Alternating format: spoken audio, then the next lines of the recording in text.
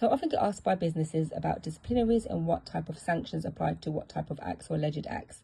The very first thing that you want to do is look at the act or the alleged behaviours and group them to determine the level of severity. Is it just minor misdemeanour?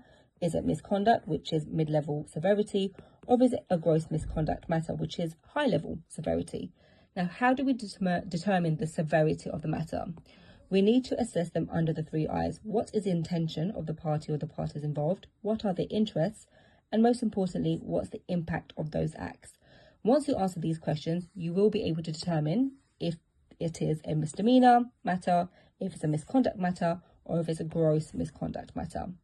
Now, let's look at some examples around what would constitute as each.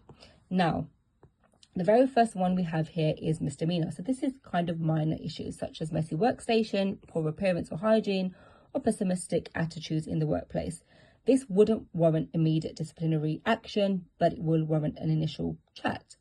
The next one we have is misconduct.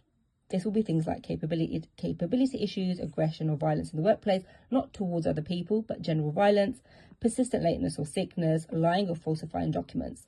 Now, there's a reason why I have 2-way arrows under each of them, because depending on the business, the industry or the matter, every individual matter is individual, which is why sometimes some of these may come under a different level of severity for you. It's always important to seek external HR advice to understand the level of severity in which disciplinary action will apply. The next one we want to look at is gross misconduct. Now, gross misconduct is the most severe.